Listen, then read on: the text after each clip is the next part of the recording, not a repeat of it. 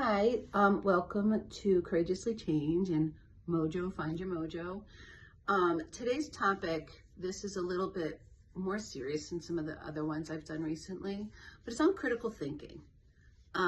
With technology, with how fast our world is and how easily influenced we are, there becomes a part of us that loses some authenticity. We start to get in our emotions that we want to follow the things our friends do. We want to follow the things that our Facebook likes. We want to follow the things in, TikTok and different things. And it goes so fast, and it's the most flooding that we've had. We're not supposed to be flooded in like this. In primal times, in the beginning of days, and when people were developed and, started to create our world, whatever worldview system you have, okay? Whether it's Big Bang, whether it's God, whatever you have, we weren't supposed to be flooded like this. So as we get flooded with the technology, our critical thinking goes out the door. We start to be easily persuaded. And in our emotions, we start reacting in emotions. We start liking in emotions. We start hating in emotions. We start following in emotions. We start believing. We start getting angry. We start laughing. But we don't actually take time to process and critically think. It is a tool that we have been created and a skill set in our brain to have. We should be able to sit down and actually process the emotions, then emotionally, intelligently, critically think. Meta cognition, thinking about what you're thinking about, okay?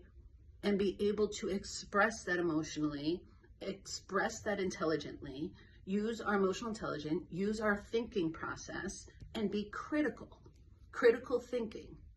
And I believe it's a lost art. It's kind of like a skill that our society has lost. Maybe not everybody. Some people are corporate. Some people are in a field or a career that has to critically think often. Nurses have to be on their toes and critically think. They can't be in their emotions. There are certain things that we know people do, but I really feel highly concerned for this next generation that is flooded. They don't sit down and process. They don't read a book. They don't sit down and be still. They're always moving, always looking, always playing, always texting. They have no critical process. Critical thinking is a necessity. We were created to do it. We have neural pathways that are created to do it. We can blame our family system on our emotions. We can blame our traumas on our emotions. But to actually intellectually, critically think, it is a skill and an art that's been a little bit neglected.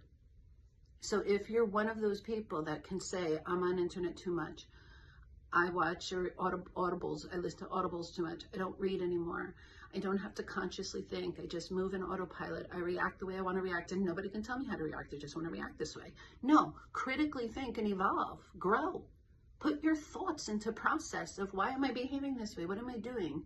Sit still, please. I'm really nervous for the next generation, but I'm nervous for us adults as well. We're doing it too. So it's just something I wanted to talk about today. I think it's necessary for you to reevaluate your critical thinking process. Thank you.